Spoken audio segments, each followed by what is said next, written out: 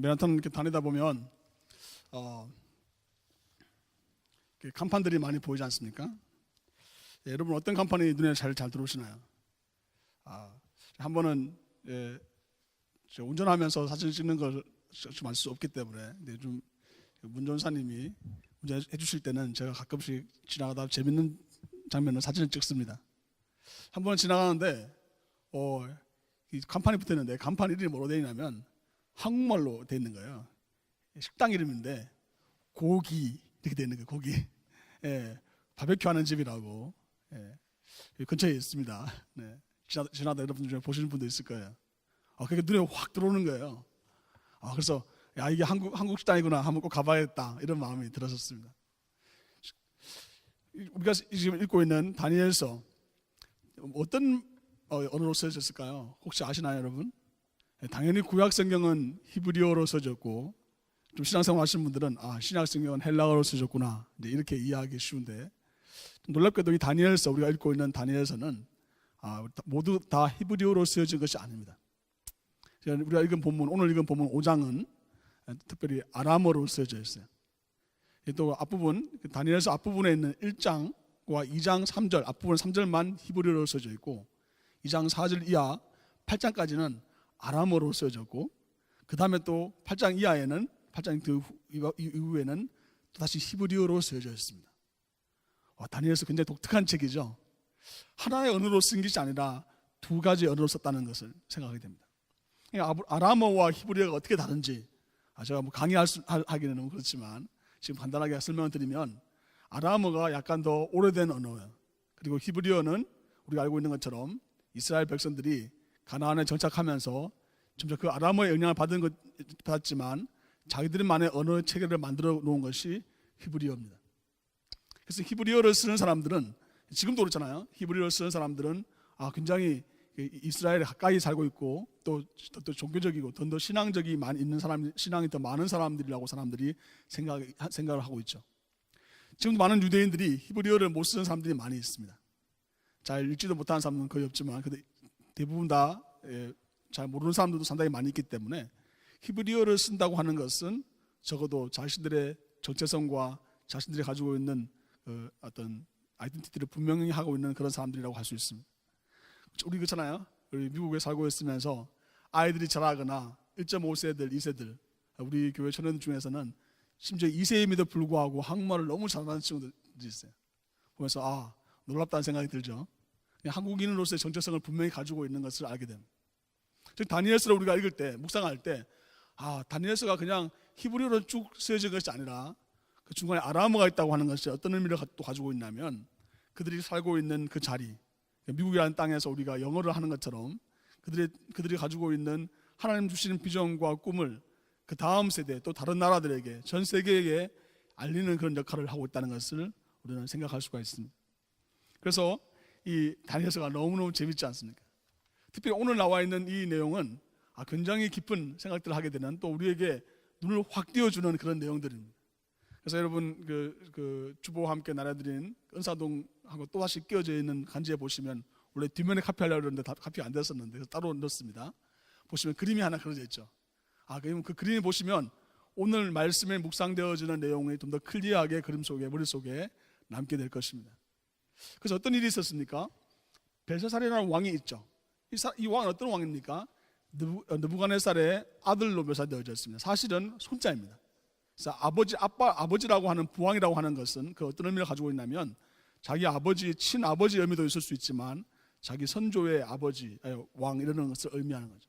즉 느부갓네살의 손자인 이 벨사살 왕이 그의 최후의 시간을 어떻게 보내는지 또 그가 어떤 일을 저지르다가 멸망하게 되었는지를 기록하고 있는 그런 구절입니다.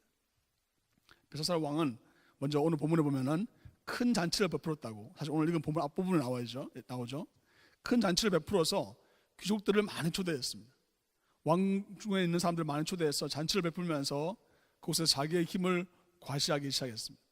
여러분 기억나시나요? 지난주에 다니엘서 1장 말씀을 묵상하면서 하나님의 뜻 기억나시나요? 하나님의 뜻에 대한 얘기를 하면서 하나님이 하나님의 성전에 있던 그 기구들, 그릇들 이런 것들을 느부갓네살 왕이 뺏어가는 것을 허락하신 것처럼 그렇게 할 수 있도록 올라오시니까 그들에게 그런 기회를 주는 것처럼 기록되어져 있다고 말씀드렸죠.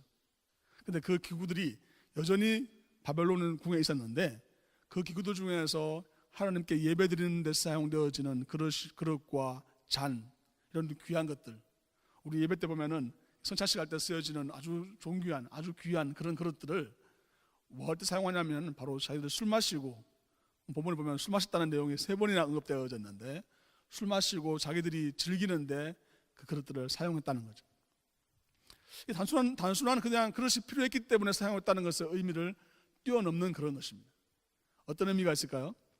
그 이스라엘, 하나님 히브리 백성들이 유대인들에 대한 조롱하는 그런 의미를 가지고 있었고, 자신들의 신이 더 우월하다고 하는 것을 보여줌으로 말미암아 자기들에게 이런 죄를 저질렀어도, 이런 타락한 데 이걸 사용해도 전혀 문제가 되지 않는다는 것을 귀족들에게 보여주고 과시함으로 말미암아 자신의 왕권을 강화하고 자신의 생각들을 주장하는 데 사용하셨다는 거죠. 이 잔치를 통해서 벨사살 왕은 그 하나님께서 그들에게, 우리가 알고 있는 따르는 요 하나님에 대한 생각들은 아주 까마득하게 잊어버리고, 또 그들의 막 주어져 있는 그 그릇들, 이런 것들을 사용하면서 잔치를 벌였습니다. 그 술을 따르고 그 술을 마시는데 그 그릇들을 사용했습니다.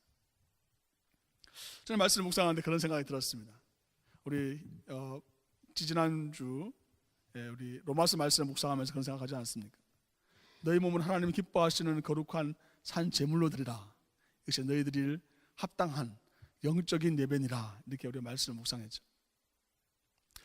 우리 하나님께 드려지고 하나님께서 우리에게 기뻐 받으시는 그런 삶이 우리에게 주어져 있고, 우리가 하나님께 드려져야 될 가장 소중한 것들을, 가장 귀한 것들을 우리가 세상의 것들을 위하여 사용되어졌을 때 얼마나 비참한 결과가 나타나는지를, 그것이 하나님의 진노를 얼마나 크게 일으키는지에 대하여 말씀하고 있는 것이죠. 하나님 사랑하시는 성도 여러분, 우리에게 주어진 삶은 우리가 하나님 앞에 드려지는 너무나 존귀하고 하나님의 영광을 위하여 사용되어져야 될 너무나 귀한 그릇과 같은 것입니다.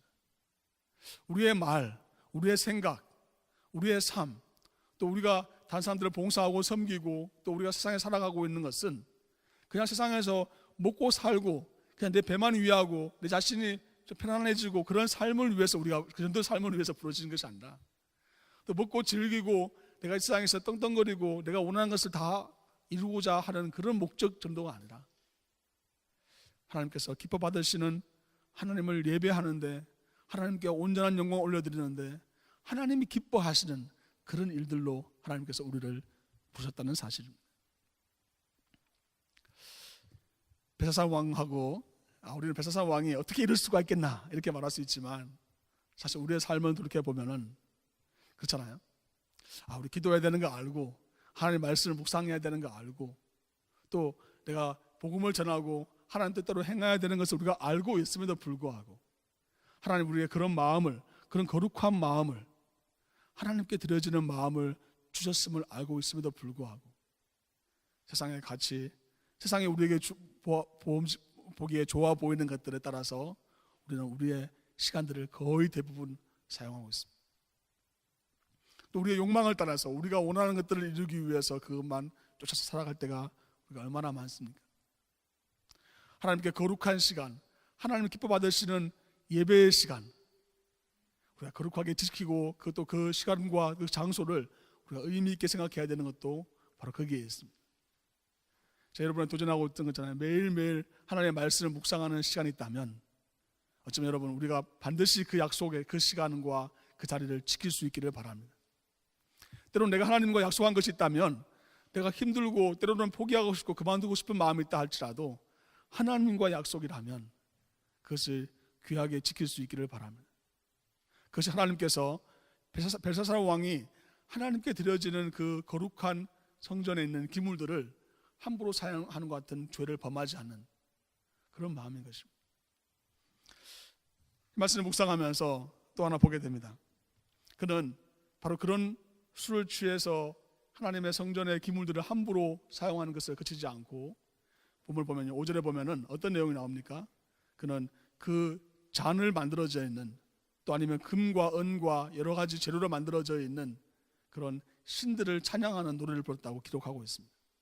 또 말씀 자세히 읽어보면은 이것이 자신의 의도라기보다는 성경은요, 그 주위의 사람들을 만족시켜주고 그 사람들에게 기쁨을 주고 그 사람들이 편하고 그 사람들이 원하는 것을 채우기 위해서 그 성전의 기물을 사용했다고 성경은 기록하고 있고요. 또 그것을 만들어져 있는 또 다른 우상들에게 찬송하고 영광을 돌리는 것으로 그의 마지막 파티가 계속 진행되고 있는 것을 성경은 기록하고 있습니다. 또 마찬가지예요.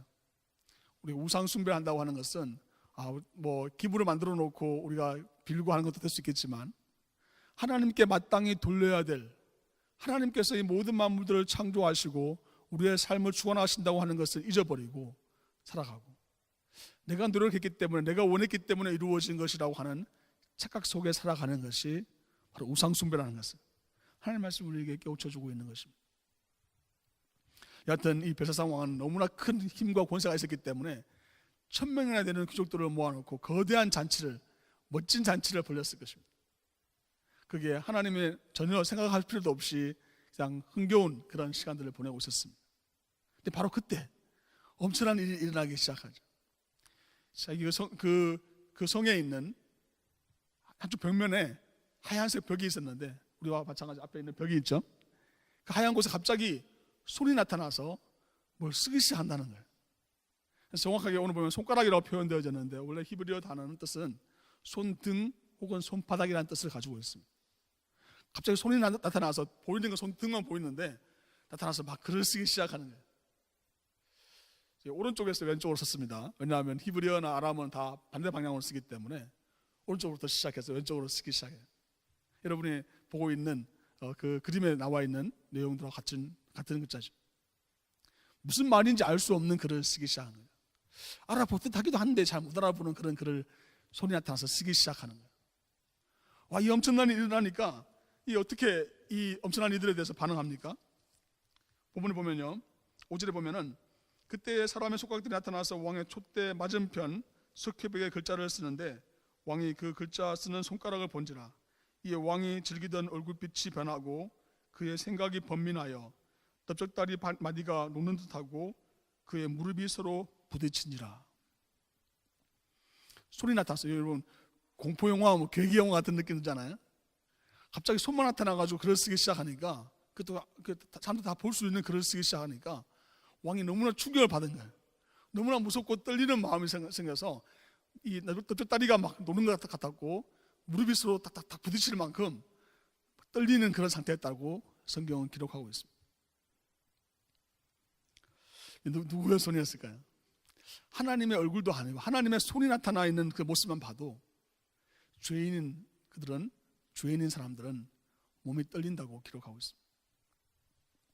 저는 그런 것을 경험한 적이 있어요. 어떤 같이 죄에 대하여 같이 기도하고 대화한 적이 있었습니다. 그 어떤 분하고 같이 상담을 하고 대화하는 중에 자신이 죄인임을 깨닫게 되시는 분들이 있어요. 자기가 가지고 있는 그 죄가 자기의 몸을 그냥 굉장히 이렇게 억누르고 있는 것을 경험하는, 그것을 몰랐는데 하나님께 기도하고 하나님의 말씀을 듣는 중에 자기의 죄가 자기를 얼마나 강하게 사로잡고 있는지를, 몸에 얼마나 덕지덕지 더럽게 붙어 있는지를 발견하는 거예요. 그때 어떤 반응을 보이냐면 어떤 분들은 소름이 끼치는 분들이죠. 제가 만난 어떤 분들은 헛구역질을 하시는 분도 있었어요. 정말 이 자기가 더러움이 나타나니까. 또 어떤 분들은 막 정말 자기의 그 더러움 때문에 어쩔 줄 몰라서 눈물을 하염없이 흘리는 분도 만난 적이 있어요. 사실 하나님께 우리가 가까이 나가면, 우리가 하나님의 그 말씀 안에, 하나님의 진리 앞에 가까이 가면 갈수록 마치 밝은 태양 앞에 서게 되면 우리의 작은 더러움과 부족한 분들이, 우리 허물들이 다 나타나는 것처럼 하나님의 빛 앞에 가까이 가면 갈수록 우리가 죄인이라는 것을 깊이 느끼기 때문에 떨린다는 거예요. 그래서 하나님의 임재 자체가 하나님의 거룩하심과 나와 너무나 큰 차이가 있기 때문에, 그 온도 차이가 너무나 크기 때문에 나도 모르게 떨리는 거예요. 저를 강조하죠. 우리 예배 시간에 일찍 와서 기도할 때 여러분이 반드시 회개의 기도를 드려야 된다 이렇게 말씀드렸고요. 또 예배 시간에도 중간에 회개의 기도 시간이 있는 이유가 뭐라고 말씀드렸습니까? 이 예배에서의 가장 핵심적인 내용은 바로 예수 그리스도의 보혈로 인해서 우리 죄가 완전히 도말되었다는 사실. 그로 말미암아 하나님께서 우리의 내가 지금 마음속에 그 죄의 영향력으로 남아있는 그 모든 것들을 끊어내고 오직 하나님께서 기뻐하시는 하나님과 함께 거하는 그런 삶을 살게 되는 것이 예배이기 때문에 구약성서에 보면 레위기나 출애굽기나 계속 강조하는 것이 무엇입니까? 하나님 앞에서 정결한 제사를 지내고 화목제와 번제를 드려서 하나님과의 관계, 즉 내 죄의 문제가 근본적으로 해결되는 것을 가장 중요한 예배의 행위로 보고 있지 않습니까? 속죄, 즉 우리가 하나님의 임재 가운데 나가게 되었을 때 우리가 정말 깊은 하나님의 말씀에 비추어서 그냥 내 생각에 윤리적이고 도덕적인 정도의 그런 죄가 아니라 하나님께 대한 불순종과 하나님의 말씀대로 살지 못했음에 대한 분명한 내 자신의 죄에 대한 인식이 나에게 있게 되었을 때는 난 떨리게 된다는 것입니다. 왜냐하면 죽음에 대한 두려움, 하나님 앞에 서게 되었을 때 그 죽음에 대한 두려움을 느끼게 되고 또 하나님의 심판과 나에게 그 죄로 인한 죄의 그 대가를 치러야 된다는 그 두려움들이 나를 엄습하게 되는 것을 보게 됩니다.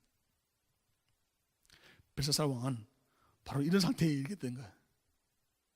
자신의 죄인임을 알고 있고 자기가 지금 하고 있는 짓이 뭔가 마음에 편하지 않으면서도 쾌락으로 자기 주위에 있는 사람들의 분위기를 맞추기 위해서 하던 그 행위를 통해서 그 마음속에 뭔가가 어둠이 자기 마음속에 자리 잡고 있는 것을 알면서도 그냥 겉으로는 얼굴빛이 변하지 않고 웃으면서 편안하게 보였고 오히려 사람들로 하여금 쾌락에 물들도록 이끌고 있었는데 지금 그 상황 속에서 그가 분명히 깨닫게 된 것은 하나님의 손이 나타나서 자기에게 뭔가 메시지를 주고 있다는 것입니다.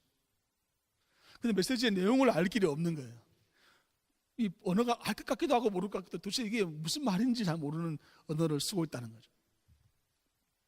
자, 서두에 말씀드렸던 것처럼 아람어로 쓰지 않고 그 쓰여진 내용이 히브리어와 아람어를 혼용한 그런 내용으로 메네 데겔 우바르신이라는 글이 쓰여졌습니다. 읽을 수도 없는데 그때 갑자기 나타나는 오늘 본문에 보면요, 우리가 했던 본문 앞에 보면은 황후가 나타나서 이 다니엘을 소개합니다. 다니엘이 나타나서 다니엘이 그 황후의 소개로 나와서 그 글자를 읽고 해석하는 장면이 오늘 나와 있죠. 해석하기 어려움이 있는 것은 아닙니다. 메네 데겔 우르바신, 메네라고 하는 그 말을 두 번 반복해서 강조하고 있습니다. 셈하고 계산했다는 뜻을 가지고 있습니다. 데겔이란 말은 사실 히브리어 단어에 여러분 좀 들어보셨을 거예요. 지금도 히브리 이스라엘 가면은 돈의 단위가 세겔이란 말 들어보셨죠? 세겔. 지금 큰 단위인데요. 그 세겔이라는 단어를 쓰게 되는 말이 사실은 데겔 같은 비슷하잖아요. 의미. 우리가 여러분들 알고 계시는 히브리어의 샬롬 들어보셨죠? 샬롬. 평강 이런 뜻이잖아요. 그것을 지금 아람은 아닌 아랍어에서는 어떻게 쓰냐면 살레마레이쿰 이렇게 하거든요. 비슷하잖아요. 샬롬, 샬레마레이쿰.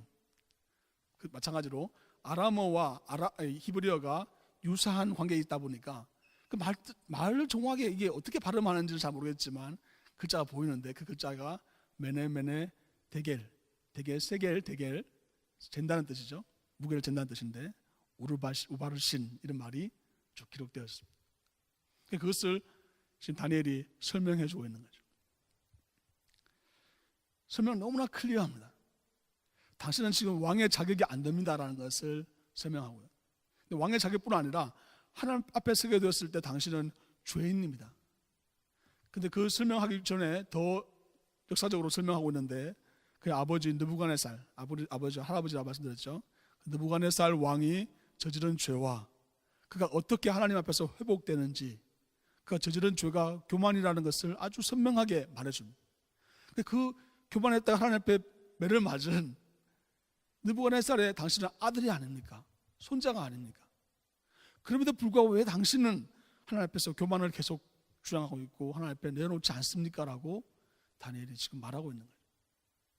그러면서 당신은 왕의 자격이 없고 그리고 당신은 하나님의 심판으로 말미암아 당신의 나라가 메데와 바사로 나라 이름까지 언급하면서 나누어질 것입니다. 이렇게 말합니다. 당신은 죽임을 당할 것입니다. 와, 이 말을 듣게 되면 여러분 어떤 마음을 가져야 될까요? 자기 아버지처럼 할아버지처럼 제가 참회하고 회개하는 그런 마음을 가지고 참으로 내가 잘못했습니다. 하나님 내가 깨닫게 해주셔서 감사합니다. 이런 마음을 가져야 될 텐데 이 벨사살 왕은 어떻게 하냐면 자기 다니엘에게 약속했던 약속을 지키는데 급급합니다. 너를 자주색 옷을 입히고 이 나라에 넘버3로 만들어주겠다. 사실 그 당시에 역사적으로 보면은 이 느부갓네살 자기 아버지가 왕이 여전히 살아있었다고 합니다. 그러니까 사실 넘버1은 자기 아버지고 넘버2는 지금 벨사살 왕이고 넘버3를 만들어준다고 하는 것은 총리를 삼아서 모든 것을 다스리게 해준다는 그런 약속을 합니다.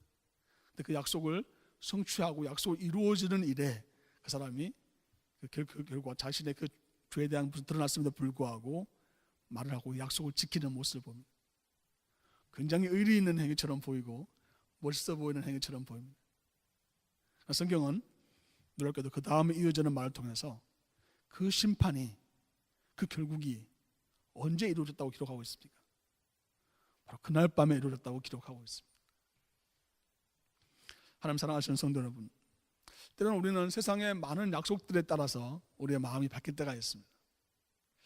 때로는 중요한 결정이 될 때, 때로는 학교에 입학하는 상황이든지 학교에서 어떤 좋은 성적으로 어떤 프로모션이 생긴다든지 직장에서 내가 승진한 때라든지 다른 직장으로 옮긴다든지 내가 원하는 일들을 이루고자 하는 일들이 나타나게 보여지는 것들, 사람들의 약속이 지켜짐으로 말미암아 그 약속으로 인해서 내 마음이 편안하고 기뻐지는 그런 상황들이 있을 때 있잖아요.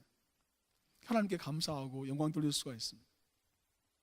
그런데 성경은 기록하고 있기를 그런 약속을 지켜주고 그런 우리에게 만족을 주고 우리에게 편안을 주고 우리가 원하는 것을 이루어주는 사람조차도, 그들이 가지고 있고 그들이 임의로 주관할 수 있는 그 모든 것들조차도 사실 그 사람들이 가지고 있는 고난이란 것이 하루가 안 갈 수 있다는 것을 말해주고 있는 것이죠. 아무리 많은 힘과 아무리 많은 돈을 가졌다 하더라도 그들의 삶 속에서 하루가 못 넘길 수 있다는 것을 성경은 증명하고 있습니다. 바로 그 거대한 바벨론 나라가 멸망하고 메대와 파사로 나누어지는 일들이 일어났다고 성경은 기록하고 있습니다. 저는 이 말씀을 묵상하면서 참 두려운 마음이 들었습니다. 하나님 나한테 보여주시는 어떤 사인이 없는가?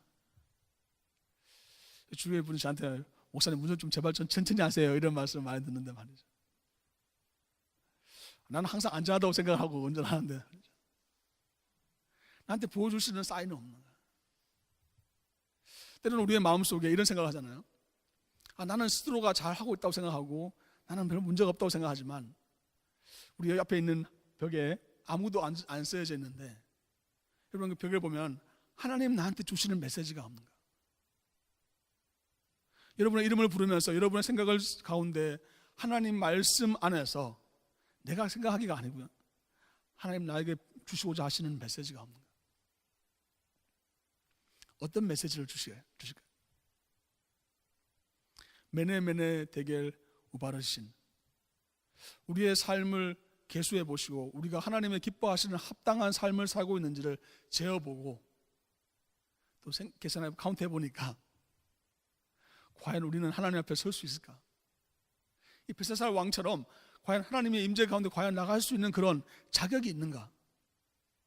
그런 생각이 들지 않습니까? 하나님 우리에게 매일매일 하나님의 말씀을 통해서 우리에게 계시해 주시고 알려주시는 그 사실에 대해서 나는 정말 순종하고 있는가? 너무나 두려운 마음이 들고 부족한 마음이 드는 것이 사실입니다.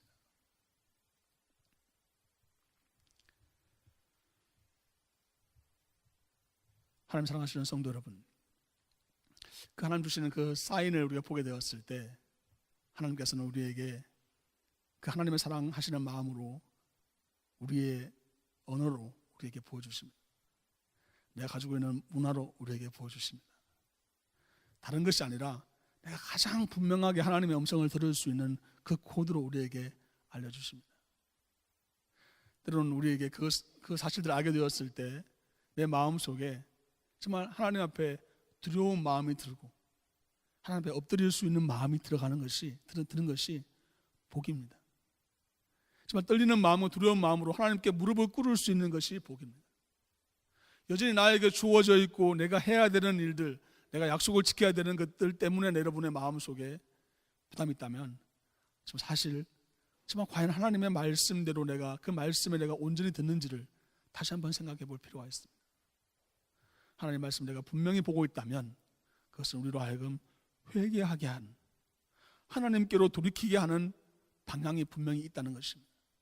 만약 그 방향을 가지 아니하고 여전히 내 문제가 내가 주어지는 어떤 상황들만 해결될 것을, 우리 오늘 예배 시작하면서 첫 번째 찬양했잖아요. 모든 상황 속에서 주를 찬양한다는데 그 상황들이 좋아질 것에 대해서만 계속 생각하고 있다면 어쩌면 나는 하나님의 나에게 주시는 그 메시지를 놓치고 벨사살 왕처럼 나에게 주어지는 그 환경과 상황들만 바뀌면 마치 하나님의 뜻대로 내가 살고 있는 것처럼 착각하는 상황이 될 수 있다는 것이죠.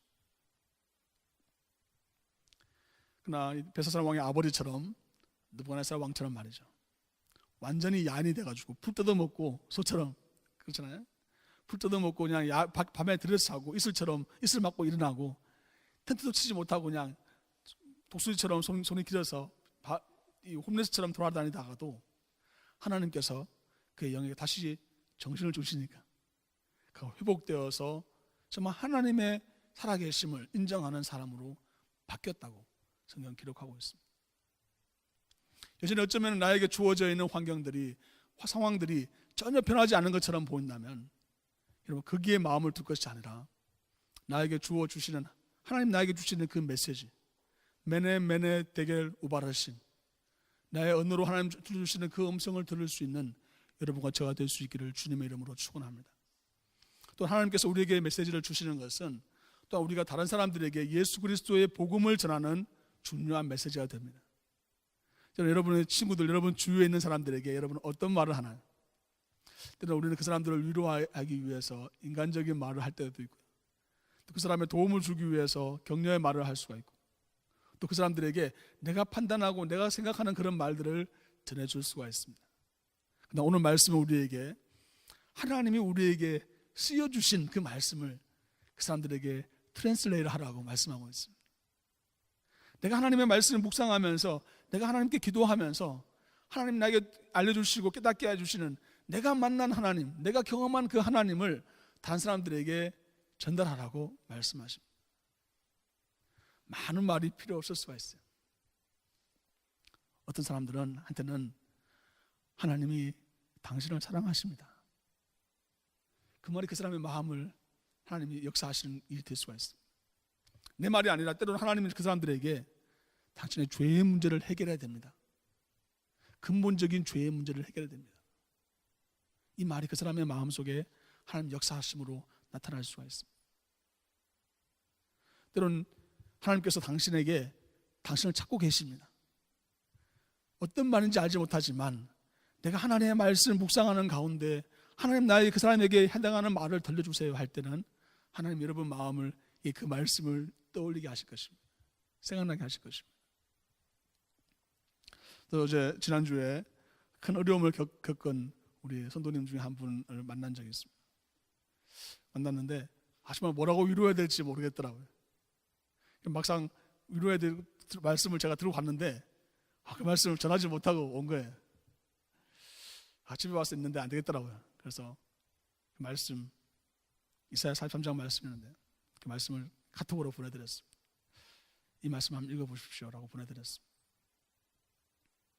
하나님께서 그분을 많이 위로해 주시고 그 말씀을 묵상하시면서 많은 위로를 받았다고 저한테 메시지가 다시 왔습니다. 하나님 사랑하시는 성도 여러분, 인간적인 말, 내가 가지고 있는 생각, 가지고 있는 내가 판단하는 그 말로는 아무리 말은 하지만 그 말이 전혀 오히려 더 나쁜 결과가 나타날 때가 많이 있습니다.